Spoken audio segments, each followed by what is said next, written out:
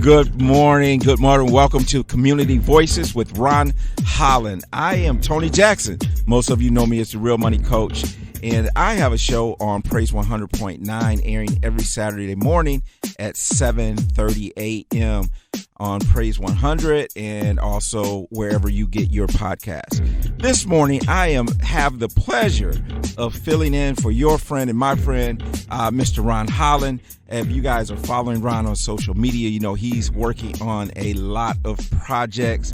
And so he will be out for a couple weeks. So I'm filling in this morning, and I'm pleased. I've been on his show as a guest. Now I get to host it, so that's pretty full circle for me. I'm really excited this morning because I have a special guest for us this morning that's going to be with us. His name is Keith Stanley, and he is the president and CEO of University City Partners. And we'll let him explain who University City Partners are. But I describe it as the Chamber of Commerce for the University City area. And you know how important that area is to the Charlotte community. And so I just thought it was perfect to have him here as our guest on Community Voices. And so, Keith, how are you doing this morning? Man, Tony, I am doing well. I'm glad to be here. I'm glad to be able to say on this side of the earth, and the blood is running and warm in my veins. Hey, listen, they say it's better to be viewed than to be seen versus being viewed, right? So, love it. And I know that you are, you're new to the Charlotte area. So tell the people a little bit about you and what brought you to the Queen City. I am Keith Stanley. I am a Milwaukee native, born and raised in the city of Milwaukee. Bucks, Brewers, Packers, beer, bratwurst, cheese, all that stuff that Milwaukee is known for, Wisconsin is known for, I knew about. And I had this amazing opportunity towards the end of last summer to be reached out by the University City Partners Board, but opportunity here in Charlotte. I actually was in Charlotte in 2010, Tony, thought I would change up my career, and nothing happened. This is right after the financial crisis that our country went through in 2008, so there wasn't nothing shaking. So I took that from a sign of God that Milwaukee was my life, and I was going to stay in Milwaukee. But things changed, and before you knew it, I was driving down, I think it's 1,700 miles to come to Charlotte with my beautiful missus, my beautiful wife, December 17th to assume role as president and CEO of University City Partners. And so there were so many good things that we can get into later that really attracted me to Charlotte. And I would say, Tony, Charlotte has been absolutely amazing during this transition in my life.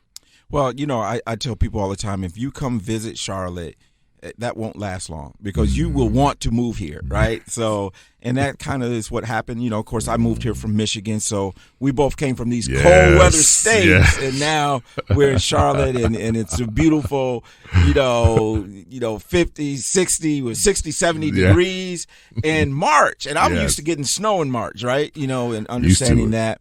That wind is no joke coming off of Lake Michigan either. Oh, man, right? No joke. Lake effect snow, no joke. Yeah, absolutely. So tell us a little bit about what is University City Partners? Tony, excellent question. University City Partners, and you're absolutely right in your assessment. You mentioned acting as pretty much a chamber of commerce. University City Partners is an MSD, Municipal Service District. Some places, like back at home for me, we call them BIDs, Business Improvement District. But basically, it's the businesses in this area get together and say, we're going to voluntarily tax ourselves. And that tax will go towards things that we think are valuable. A lot of times events, safety and security, promotion, branding. So University City Partners has actually been around for 20 years as an MSD. And what we're doing is really focusing on our small businesses, focusing on our branding, arts and culture. University City Partners is there to really make this a place for everybody to not just come there to shop, but come there to learn, live, and enjoy the area. And economic vitality and growth is important, not just to our businesses, but to everyone, including our students who learn in University City. Well, and I think about UNC Charlotte is obviously a big part of that area. And even when I first came to Charlotte, I believe almost the first time I stayed in the university area because that's what we hear. It's like, the university area. And that's a really nice part of town. And I know that there's some things going on there. I've even seen in the news lately a project for, I think it was called Student Main Street or something like that. Yes. So tell me a little bit about what's going on there. So we have a couple of big things. So this week, actually, we finish up this afternoon. We're hosting the Congress of New Urbanism, which is a national group that will have their conference here actually in Charlotte in May. But a part of that conference is they come a few months ahead of time and they do what they call a legacy project. And so the legacy project here is that they're looking at Mallard Point Shopping Center. For those who are familiar with it, used to be Kohl's at that site. Kohl's has since moved on. And then Food Line and a few other smaller businesses. We are now in the process, in the throes of reimagining that shopping center, what it could be as a student main street. What could it mean to not just the students who are at UNC Charlotte, but what it means to the community engaging UNC Charlotte. And so we're going through that process now. It's visioning, is planning, it's figuring out traffic, it's figuring out pedestrian flow. And so we're doing that now. And I would say, the cool thing about it that I really have been able to enjoy is the investment made in University City, Tony. So we talk about, of course, the big businesses, the big anchors, Albemarle coming as a technology group. I think they're employing about 200 people to support lithium batteries and what that looks like. Just for me to be an outsider and coming in to see this type of growth, I think is really cool to see what I dealt with back at home was deindustrialization, and then to see the growth here. But managing the growth, I think, is key for us.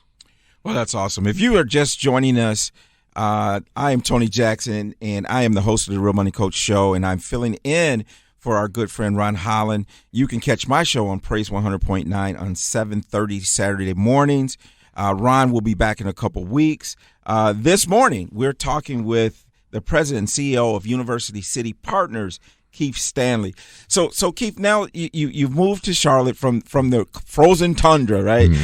What has your first days been like? I know you've had some goals. So often, the president says, "What's your first 100 days?" So what has been your first 100 days? What has that experience been like? If I'm not mistaken, I think this may be day 85, Tony. And I would say that these past 85 days have actually been quite wonderful to the reception of the city, connecting with the people. A quick story, my first person that welcomed me to the city was by happenstance. I went to a summit. Somebody said, "You should go to this summit. It's a housing and job summit. It's going to be at the Bojangles complex, I think down near downtown somewhere." I said, "Okay, I'll go check it out." I've never had Bojangles before. Finally had it about a couple weeks ago. It was all right. I'm sitting, got there early, and this somewhat smaller lady came up to me. She was just walking around the room. Not that many people there. Fair-skinned, just real personal and nice. And I started talking to her. And she was like, "Yeah, we're trying to do this, and it was good meeting you." We just struck up a conversation. I said, "Well, you don't mind, because I do this to a lot of people. Can I get a picture of you?"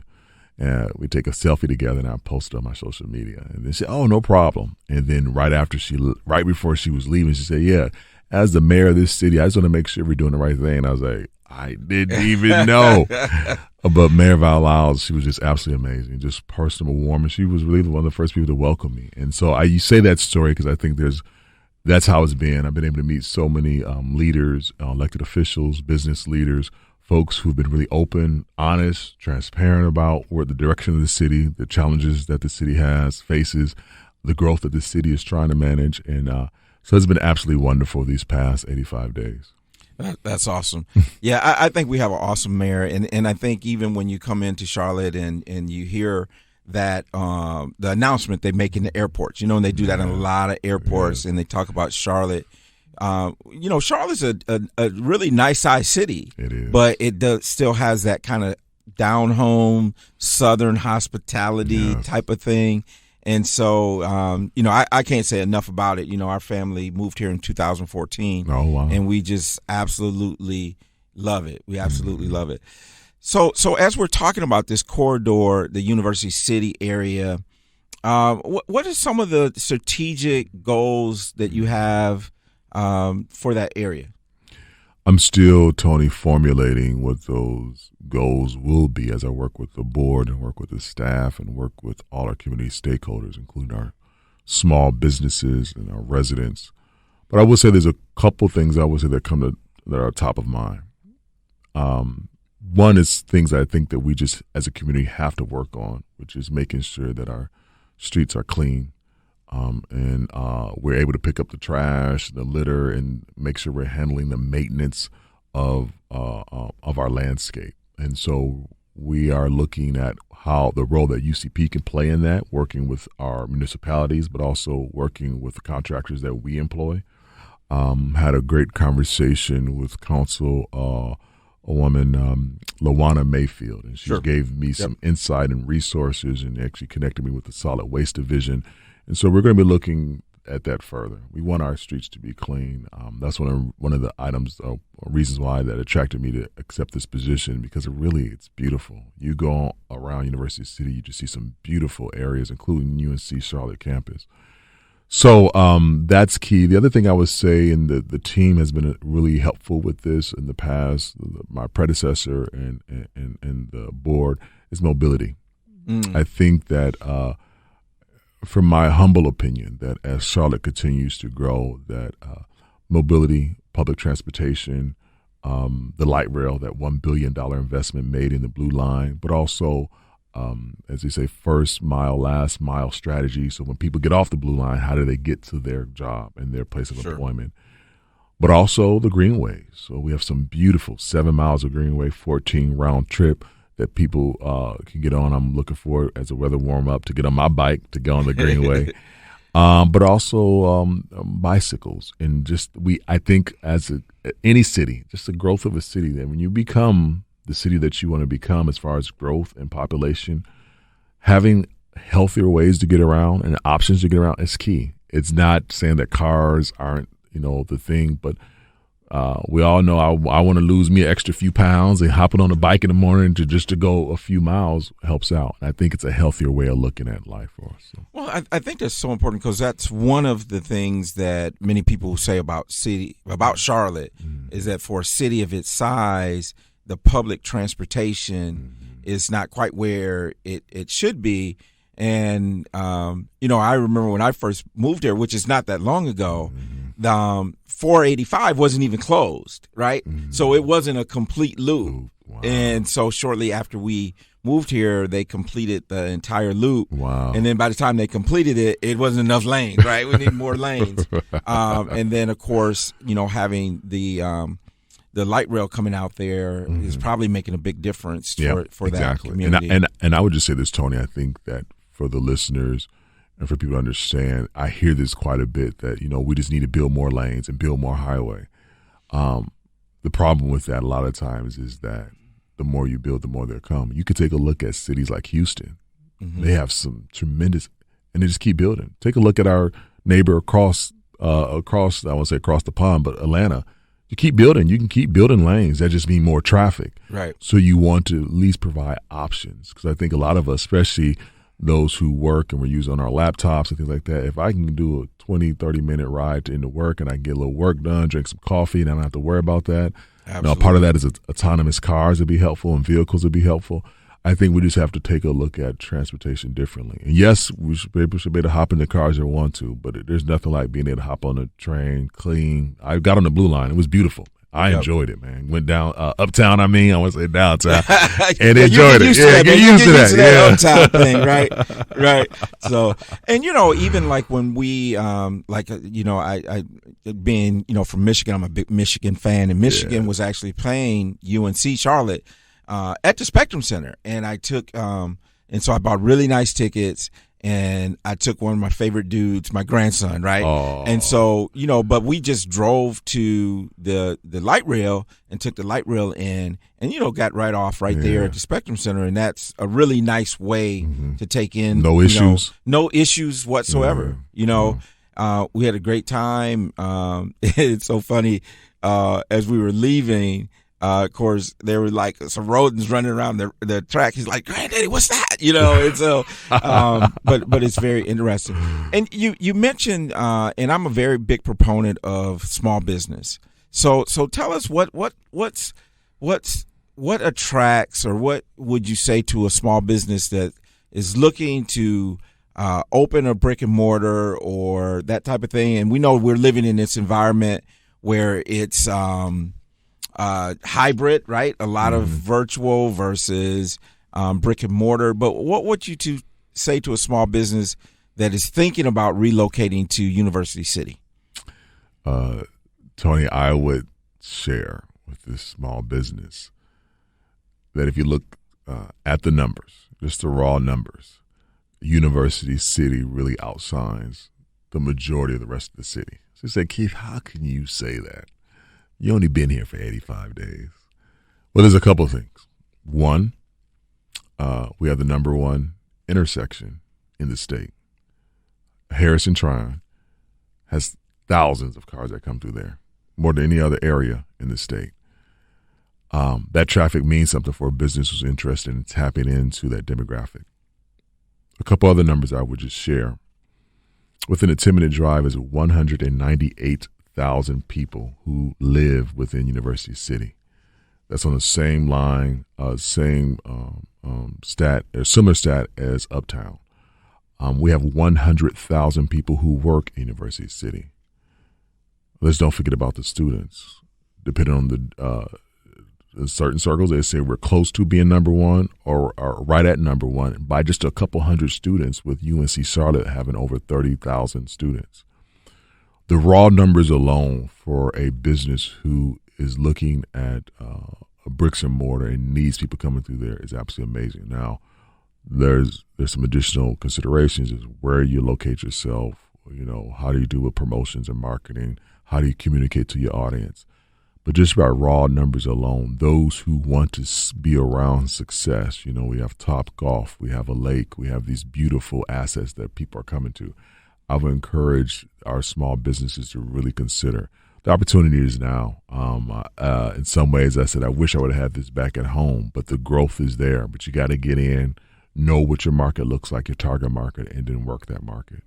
Well, that's pretty awesome. And just kind of brought to my remembrance is that you were talking about nearly 30,000. Mm-hmm. And that was one of the things that I noted when I moved here from North is that the universities are usually smaller. Mm-hmm. I mean, we're used to, and in Michigan, I was plotted right between Michigan State and U of M. So you're talking about 40,000 students on one campus, 50,000 on another. I mean, those are huge universities. Mm-hmm. And down here, it seems like the universities are a little bit smaller. And so UNC Charlotte being nearly 30,000, and many of those are commuters, right? Yeah. And so my daughter is a proud graduate of UNC, go 49ers, right? Oh, what's her major? Her education. Oh, education. Okay. Yes. Yep. So education major. We need them. Yeah, absolutely. Absolutely. So let's talk about education. What's the schools like? How are the schools doing out there? Tony, I'm still learning this. I know we have Governor's Village, and we have a number of high schools. It's my goal, actually, Tony, to meet with those principals. I have a couple ideas on how we could, as a community-based organization, a CBO that happens to be a municipal service district, how we could support those schools. So I haven't met them yet. That they're on my list, several of them, and my goal is to sit down and have those conversations, what they need assistance with, what does that look like. I've heard from Tony, from residents, that schools are important. We want to make sure our schools are strong. I know that Charlotte Mecklenburg has dealt with that over the years, and there's some tension around it. But as an MSD, I think we have a small role to play in supporting the schools that are in our area. Whatever that may look like, I'm not for sure. School supplies, they do have the back-to-school haircut type things, working with our teachers on resources. I just think that's just a part of a good, solid, quality community. You give back, whether it's working with the churches, the schools, the small. It's just part of us making sure we got a community that works for each other. So. Well, and I think you hit on a couple of things. If we have strong families, strong businesses, strong schools, I mean, that's, really the foundation for a strong community. And so, Tony, I just say I'm going to take my hat off for a moment as far as the president and CEO of University City. And I would just share, I think your statement there about strong families is so key. I don't care where you go. Talking to a good friend of mine, I don't care if it's Chicago, Charlotte, Milwaukee, Detroit, L.A., New York. Strong families within certain communities, black and brown communities, is key. You can have as many jobs as you want. The money could be flowing, but if we don't have strong families, we suffer. Absolutely. There's no doubt about that whatsoever. And so I'm a financial guy, right? I'm a financial guy, financial literacy, financial coaching, that type of thing. So just give me a little bit of your opinion about, the need for financial literacy.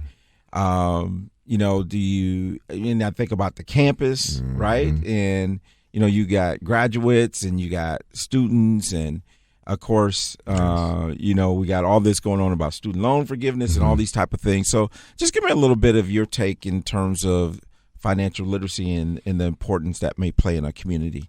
Tony, excellent question. I take my little slice of the world as far as financial literacy very seriously. I've always stashed away for retirement. Worked closely with my Northwestern Mutual person when I first started my career over 25 years ago. I met with him, he set me down. You got to start saving up. I really believe in that. My parents always taught me, don't spend more than what you bring in. What I would just say this, though, what's fascinating, and maybe you're going to have a lot more insight than I will. I've met with over 140 people since I've been here. And I met with a young developer, and he said, Charlotte is really set up to extract and take money from you.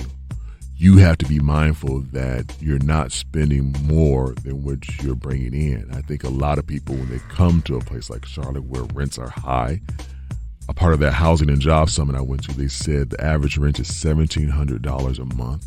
80% of the people that live in Charlotte can't afford that. So I would just say that there is some challenges there around understanding financial literacy. It's beautiful to have a nice BMW and a luxury car, but if you're not saving up for your child's education and you're spending money on renting instead of owning, that's a problem.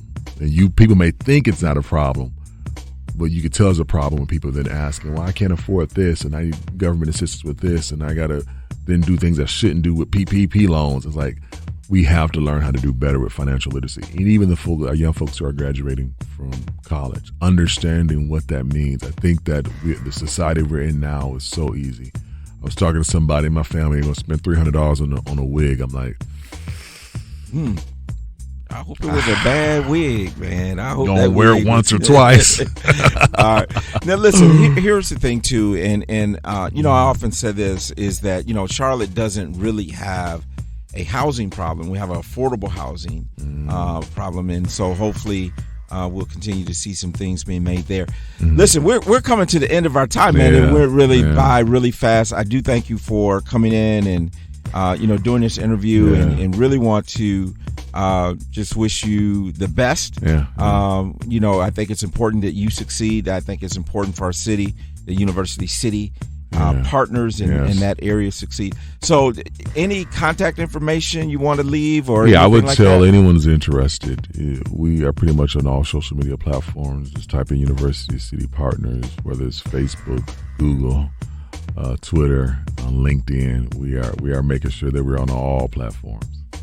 Absolutely. So listen, I am so glad that you were part of the Community Voices this morning with Ron Holland. I'm Tony Jackson, sitting in for Ron Holland, and we'll be back. He'll be back in his chair in a couple weeks. So thank you. You all have a great day. You're listening to Community Voices.